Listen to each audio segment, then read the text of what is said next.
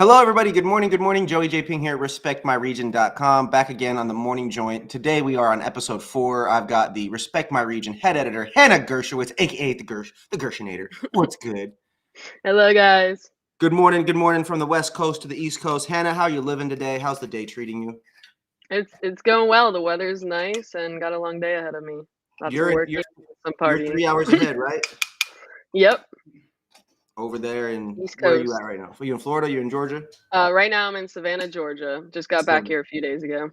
There we go. That's what we like to hear. That's what we like to hear. All right, everybody. Morning Joint episode 4. I'm going to start off with some quick music and cannabis updates. Nothing too crazy. We've got some really exciting news coming out of PAX. There's some new festival announcements. You know, the Rams are in the Super Bowl, so it's lit in LA.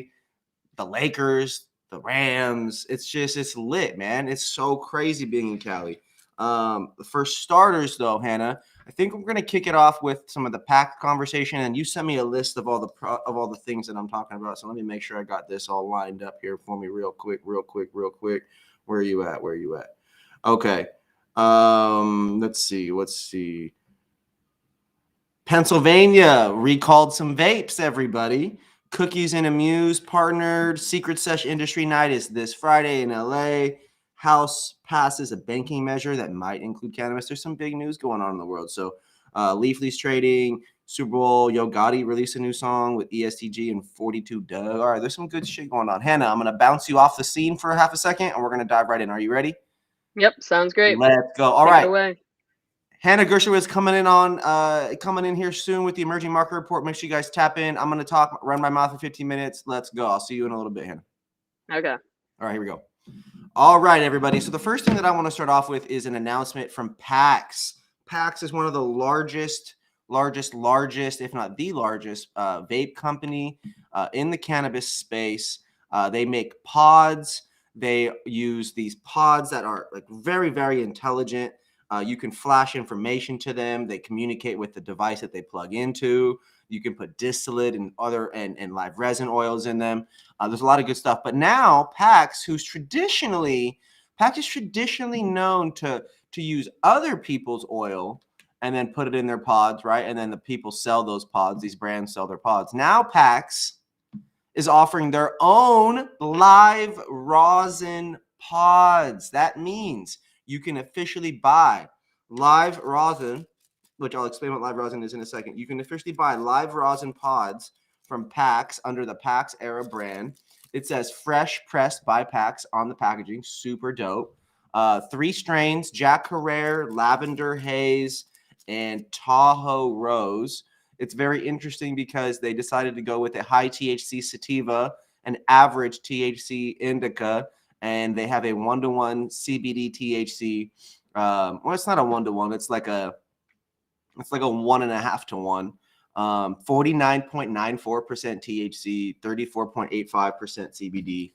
Lavender Haze. So they wanted something that was a little bit light, but also going to get your heart racing because, I mean, let's not forget a haze is still a landrace sativa at the end of the day.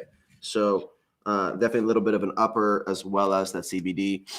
First cannabis products, live rosin. Just so you guys know, live resin, super different. You both use fresh frozen weed, but the difference is one, you're washing with ice in a machine, typically your paddles, all that. The other, you're just freezing it and then running solvents on it, typically BHO. Using flower sourced from farms up in California. I'm sure we're not certain as to who those farms are just yet. We'll get that more information available when we do the interview with PAX. So stay tuned. Let's see if there's anything, there's PAX. It's live rosin, you guys better tap in. It's just at the end of the day, they're coming out with brand new oil products, and that's just not something that they're typically known for. Up next, the Super Bowl halftime show. I believe like artists like Dr. Dre and Eminem. I think Kendrick's on there. There's just so many good artists on this lineup that I really want you guys to pay attention. I know that the NFL partnered big with Jay-Z on this project to really bring the right culture into the NFL after so many years of just horrific, whether it's horrific performances or horrific culture. I mean, for God's sake, we literally had the Redskins brand of the NFL still as the brand name. And it was like, this is a big, like, just the NFL is just so far behind the times at the end of the day that it's great to see them working with some actual people from the culture of hip hop and from, Black culture. I mean, that's just what it is at the end of the day.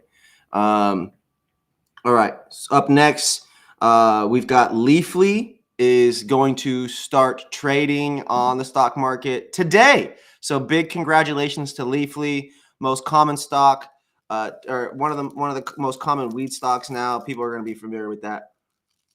Monday, February 7th, ticker symbol LFLY. Let's go, man. Leafly Holdings. Leafly is out from Seattle. Merida Merger Corp. NASDAQ stock market. Let's see, year over year revenue growth and gross margin, as well as a 40% increase in total ending retail accounts in the third quarter of 2021. So Leafly really, really stacked up the number of retailers that they had on their platform towards the end of the year. So big shout out to them. I already went over some music festivals last week, so we're going to pass on that one. Here's a good one. So Pennsylvania, you guys just had a good, it's bad news, but I'm happy that they did it because at the end of the day, this is what it takes. They just had a massive cannabis recall. Hundreds of products were recalled. Months-long review of numerous products, brands like Curaleaf and Cresco, some of the MSOs, some of the smaller brands, they all didn't pass. And so they're definitely getting recalled, which is super unfortunate. But we did just see a recall in California due to some mold. So it is no surprise that in other states, you're going to start seeing recalls there as well. Following a month-long review of vape products sold in Pennsylvania, licensed cannabis operators, the State Department of Health has issued a sprawling mandatory recall. All right. The department has determined that certain vaporized medical products containing some added ingredients have not been approved for inhalation by the U.S. Food and Drug Administration, according to the February 4th memo. Although some of these added ingredients may be considered safe in other non-inhaled products, patient safety is the top priority of the medical marijuana program. Therefore, the department has issued a mandatory recall for all affected vaporized products. All right, who are these products?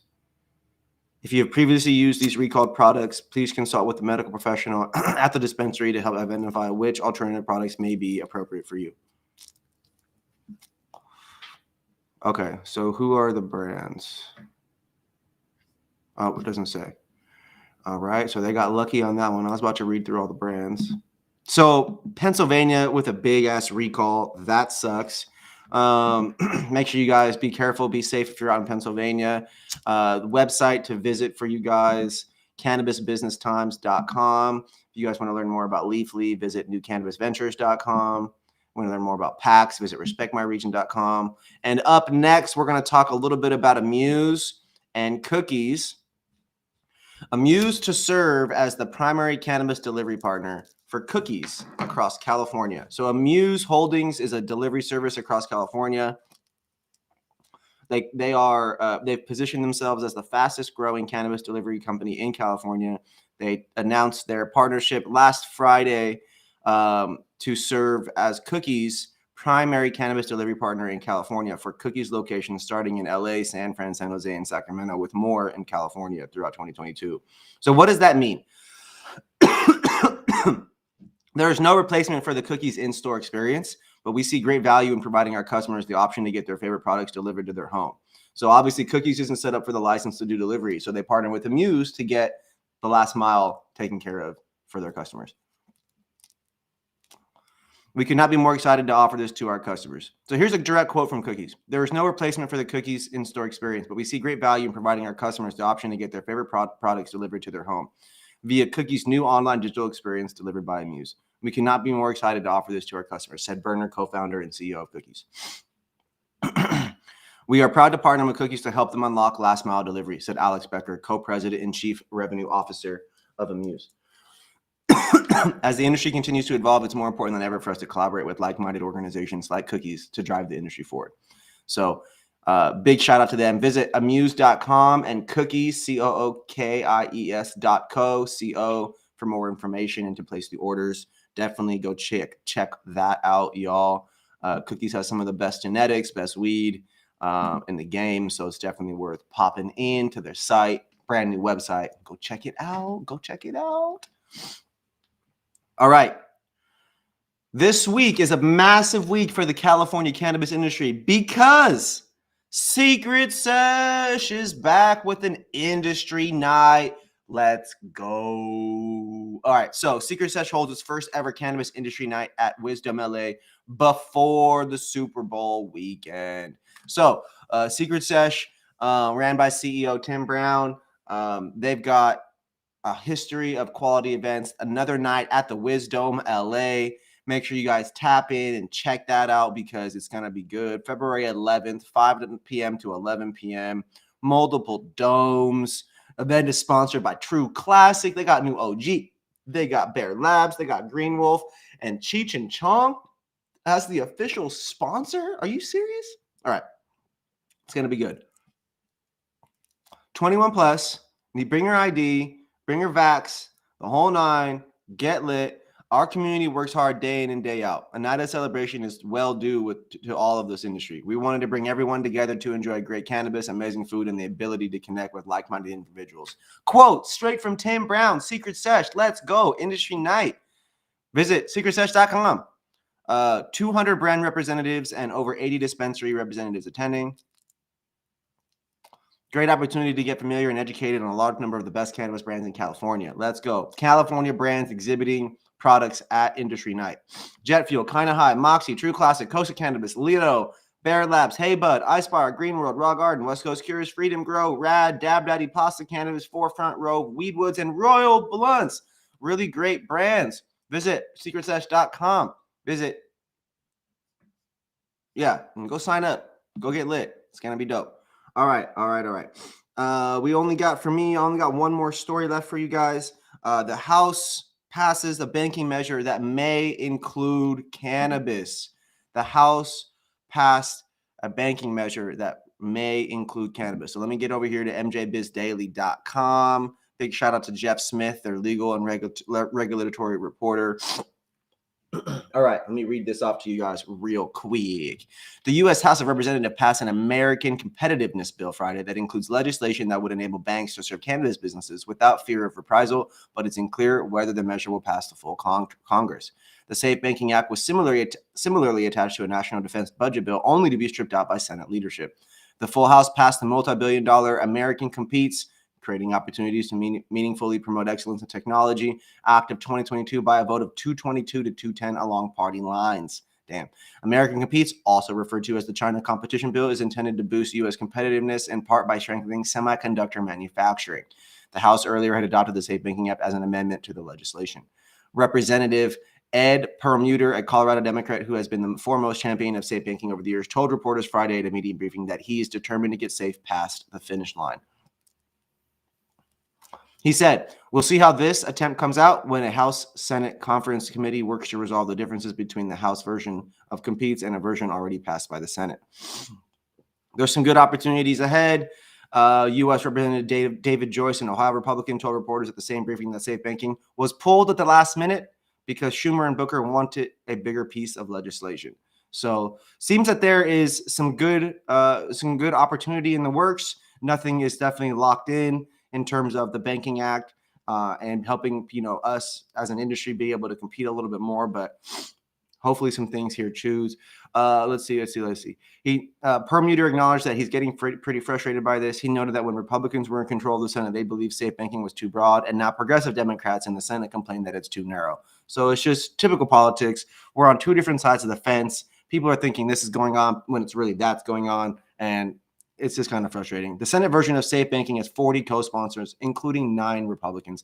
Prospects in the Senate are considered better these days than in previous years after Democrats won slim control in the 2020 elections and as more conservative senators become better educated on the public safety risks of marijuana's cash economy. So, man, it's an exciting time for the fact that our government, our politics, the people who make our policy, the fact that they're literally just at the end of the day just considering to do this stuff. We've got weed legalized in so many states. It's getting decriminalized in so many others.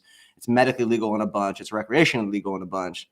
It's an exciting. It's a little concerning that it's still taking this long, but at the end of the day, we definitely want to be just getting a hold of our congressmen, our congresswomen, our senators, or whoever represents us in the community and getting them to kind of push these things forward. So without further ado, we're going to bring on Respect My Region head editor, Hannah Gershowitz. She's going to be talking to you guys about the emerging market report, everything cannabis, psilocybin, probably a little bit of music here today as well for new cities, states, countries where cannabis and those things are going legal. Hannah? Hello, everybody. Good morning or almost good afternoon for me over on the East Coast. Today I'm going to be talking about some cannabis news and some music news, some music festivals, stuff like that. So let's start off with cannabis. So pot cafes could soon be coming to Massachusetts. So that's some really exciting news for the East Coast. There's not many states that allow this form of social consumption. But Massachusetts, back in 2016, voters approved a ballot measure that would allow the option for cities to bring marijuana cafes to their towns. But there's been some legal technicalities that have prevented that from happening already. But it seems like they're kind of progressing through that, and it's almost to the point where these pot cafes could soon be coming to the state. So if you're up in Massachusetts, keep an eye out for those. Next, I'm gonna go over some culture educational stuff that we covered recently on Respect My Region, because these are some kind of recent terms that if you're a cannabis consumer that's been consuming for over a decade, you might have not heard these terms might have not been around or not been popular back then, but they're so we're gonna keep you up to date with the current slang so you can stay hip with it. So first we got ZaZa. You might have heard that term used all over the internet, in rap music, in just hanging out with your buddies. It's become a lot more popular over really kind of over the pandemic. It was kind of March of 2020 that it kind of started to become popular. And there's a lot of songs that mention Zaza, but one of the most popular ones that kind of brought it up was Smoking the Zaza by um or Whoopty by CJ, which says Smoking the Zaza in it. And then that kind of brought it further. A lot of rappers just started mentioning that in their songs a lot. But it's not just a slang term. The slang term means fire weed, so it just means fire premium weed. But it's also a weed strain. It's not just a slang, and it's one of those things where you don't really know if the slang or the strain came first, the chicken or the egg. But either way, Zaza is a strain, and it's a hybrid made up of Blue Dream and Rare Dankness number 1. The nugs are gassy, medium sized, dark green and purple, and covered with light orange hairs and gelato-like trichomes. It has a blueberry and lemon taste with a diesel and pine scent. And some say that Zaza seems to have pulled off the genetic weed lottery. It's supposed to have some great balanced effects, great for possibly helping with anxiety, depression, insomnia, nausea, stuff like that. So it's a really good for medical users and recreational users alike.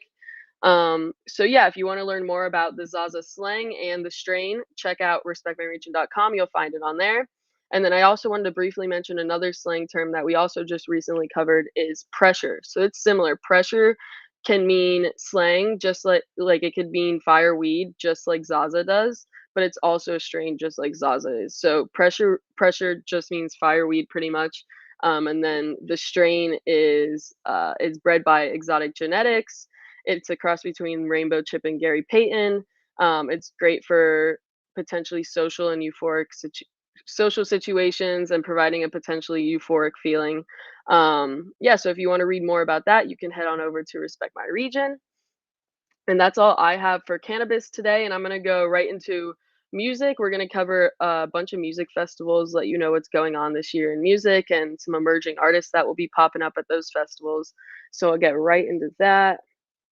So first, I'm going to start with 10 music festivals that you should check out in 2022. So last week we covered EDM festivals, 10 EDM festivals worth checking out. So I think we had stuff like Ultra and Beyond Wonderland and some of the top EDM festivals that are going on this year and that go on every year. But now we're going to cover just some of the like multi-genre festivals. Those are definitely always more popular because not everybody loves EDM. Um, so first, we got Okeechobee Music Festival. That's coming up in March. I'm actually attending that myself. Super excited. Got artists like Tame Impala, Robinson, Megan the Stallion, Rez, Grizz. They're all going to be there. 2 Feet is who I'm most excited for, and Flying Lotus. Um, that's going on in Okeechobee, Florida, and that's actually happening in like a little under a month. And I'll actually be attending that myself. So Respect My Region will be covering. Hopefully, we'll be covering Okeechobee. Still kind of waiting to hear back on that, but I'm planning on attending.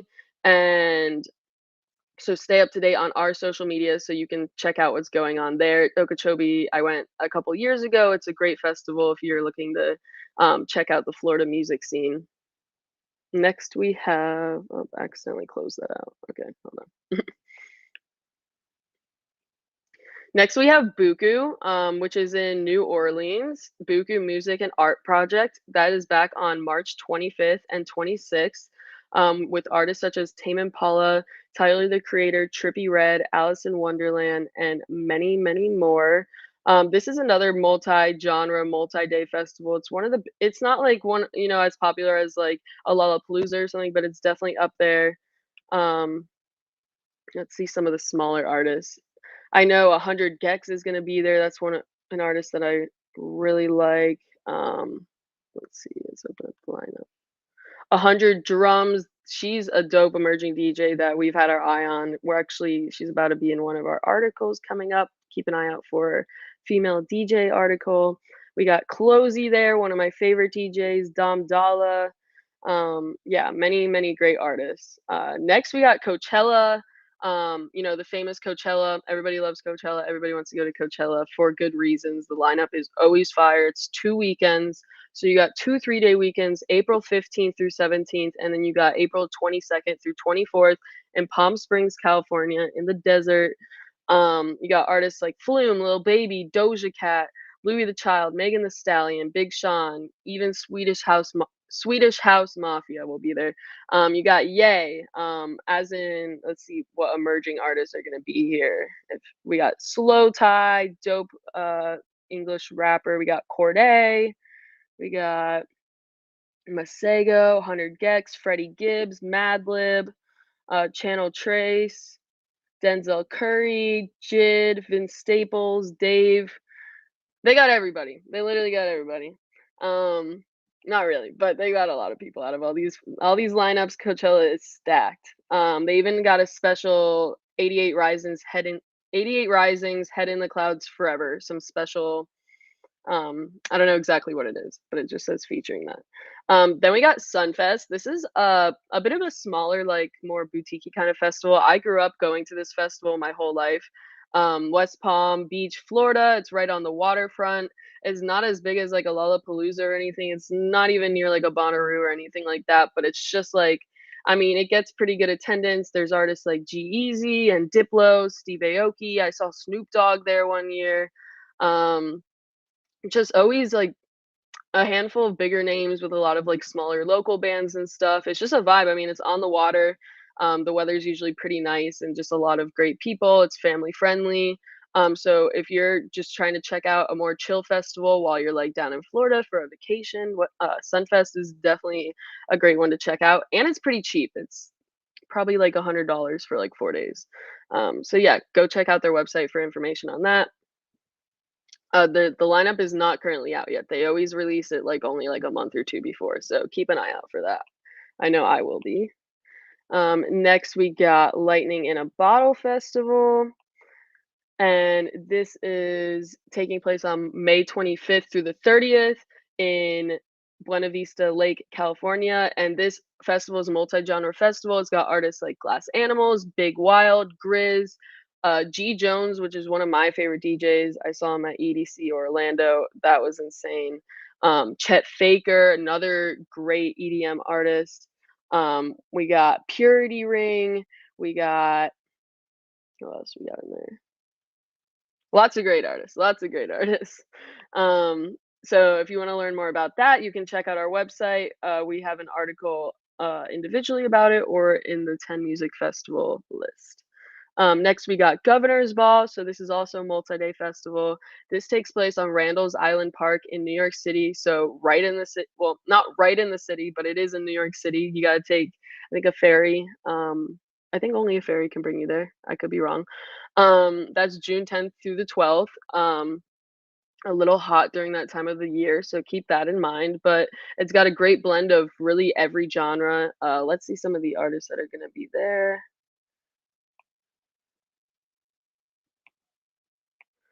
So this year's lineup's got. Oh wait, no, that was last year. Oops. Well, last year's lineup had Billie Eilish.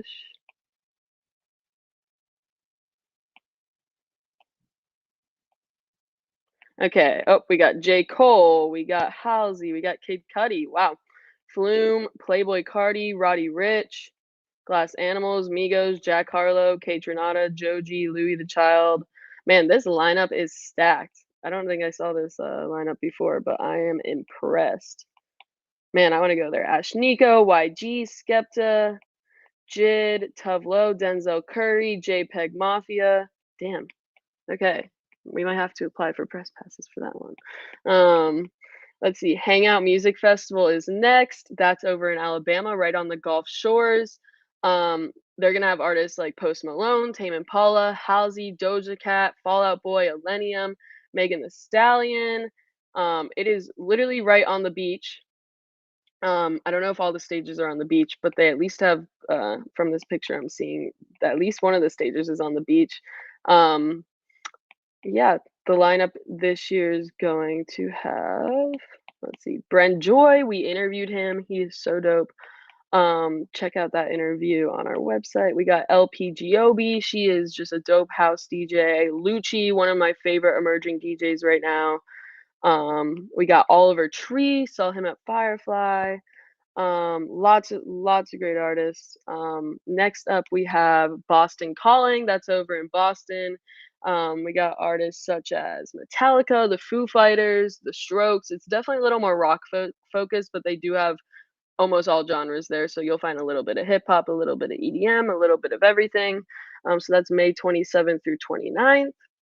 And then we got Smokin' Grooves Festival, which is definitely one that our team is excited for. That's over in California, taking place on March 19th, next month. We got artists such as Miguel, Nas, Erykah Badu, The Roots, Jane Aiko. Let's see. This lineup is just packed with. It has like sort of like a neo soul vibe, like R&B and old school hip hop and stuff. Thundercat, Smino, The Internet, Sir, lots of great artists, old artists and emerging and new artists. And then we got Bonnaroo Music Festival up next. This is taking place June 16th through the 19th. So Bonnaroo got canceled last year due to weather, and then the year before it got canceled due to the pandemic. So we're hoping that this is their grand return. We're all crossing our fingers because this is definitely a favorite festival for a lot of people. This year they have artists such as Roddy Ricch, J. Cole, The Chicks, Illenium, Flume, 21 Savage, Machine Gun Kelly, and let's see some of the emerging names they have.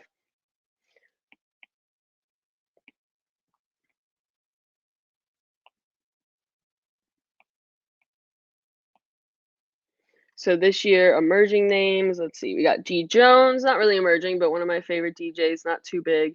We got Chris Lake, we got Toby Nwige. I don't know if I said that right. Even Ludacris is on there. Lucci, Noga Erez, we got Chris Lorenzo, Tuvlo, Kenny Mason. Kenny Mason is actually on our 21 Rising Rappers of 2021 list. He's super dope. Yeah, so next up on the list, oh, that was actually the last one. So Bonnaroo is the last from that list. And then just a couple more festivals I wanted to mention. So there's a new EDM festival that's coming to Florida that I just wanted to briefly talk about. So it's called Thunder Beats Music Festival, and it has some of the top names in EDM that will be there, like Deadmau5, RL Grime, Kaskade, Joyride, Dylan Francis, Bauer, Steve Aoki, Adventure Club. Like, for a brand new Florida festival, like, this is pretty insane of a lineup. I mean, Florida gets some like with EDC and Ultra. We definitely have some um, good EDM festivals going on down here, but for a brand new festival to bring a lineup this hot is very impressive. It's takes place over in the Gulf Coast, so it's going to be over in Pensacola, Florida. I'm from Florida. I've never been to Pensacola, so don't know what it's like, but hoping I can make it up there in April 22nd to the 24th. It's called, again, Thunder Beats Music Festival. You can find more information on our website or on their website, their social medias, all of that. Definitely worth checking out and supporting. It looks like it's thrown by Thunder Ranch Entertainment. Haven't heard of those guys, but I mean, it looks like they've got a good setup going on.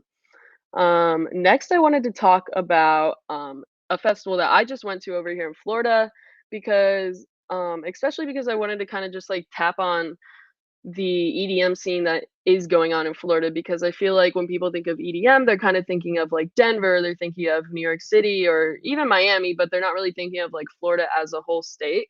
But Florida has, I mean, all over the state is pretty big for EDM. It's definitely, I mean, it's definitely an older state, but it definitely is like a really young state with all the colleges and stuff. So like Orlando and Tampa and Miami and Tallahassee and Gainesville, all these cities and even more cities, Boca, Fort Lauderdale, like they all have EDM stuff going on. They all have all these production companies, lots of DJs that live around. We just interviewed Evolution, that's over in Tampa, very buzzing emerging artist over there that performed at EDC. So if you're looking for EDM, like don't just look to like a Denver or an LA or something. Like, definitely come check out what Florida has got going on. We've got some great festivals like EDC Orlando. We've got Ultra. We've got, you know, the multi-genre festivals like Okeechobee and Sewanee Halloween. And then of course the new ones. There's just more and more coming. All these event companies down here are just ramping up. Insomniac is bringing more events here. Even just at the clubs, you know, apart from the festivals.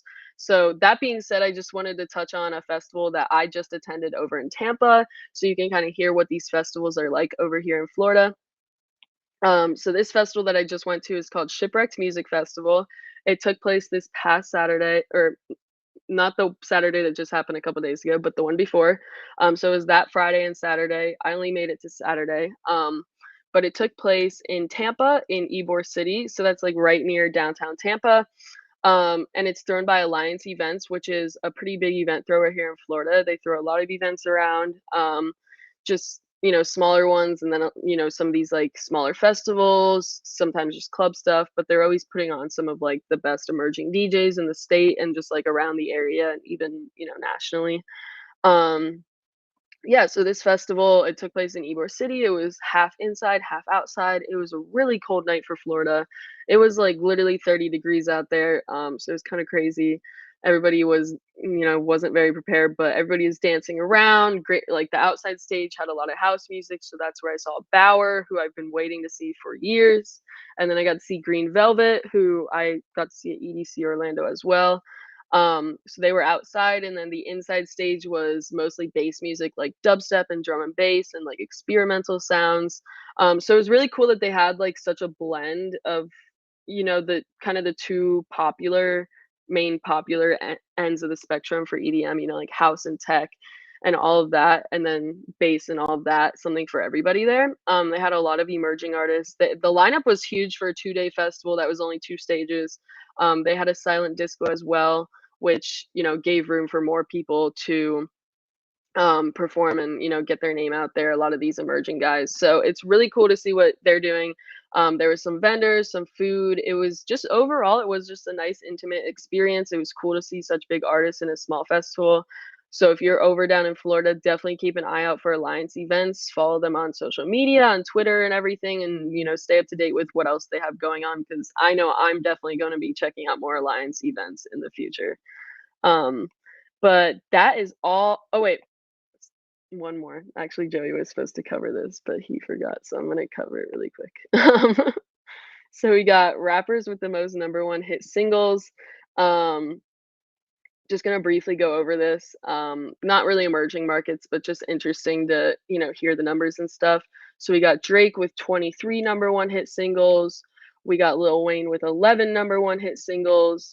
We got Ye, aka Kanye West, and Diddy, both with 10 number one singles. And then we got 50 Cent, T.I., and Bow Wow, each with 7 number one singles. And then we got Ice Cube, Cardi B, and Nelly tied each for 6 number one singles as well. And wow, that's everything for you guys. wow, some interesting numbers there with Diddy and Kanye at 10. Very, very interesting. Yeah, cool to see Cardi B on there too. Big shout out to Barty B. You know what I'm saying? Man, no, that was thank you, Hannah. That was very interesting. God, there's so many interesting things going on out there right now. World of cannabis, music, and all those festivals you were talking about. Sounds like Florida's about to be extra lit. Oh yeah, I'll be down there a lot this year. Man, yeah, I'm trying to get out there too. I'm trying to get out there to that warmth. It's still kind of cold out here in LA. It's been in the 80s the last like 2 days, but we're in like the 40. It's 40 degrees here today. Oh my gosh. Wow. Well, everybody, thank you so much for hanging out with us. To everybody that was with us today on YouTube, LinkedIn, Facebook, Twitch, Twitter, we really appreciate you guys hanging out. This was episode 4 of the Morning Joint Podcast, presented to you guys by Respect My Region. Hannah Gershowitz, Respect My Region head editor on the ones and twos, alongside your boy today. Thank you. Everybody, like, follow, subscribe, talk that shit in the comments. Please share the shit out of this and let people know what's good. And we will see you guys on the next episode. Hannah. Thank you, everybody. All right, everybody. Bye. Peace.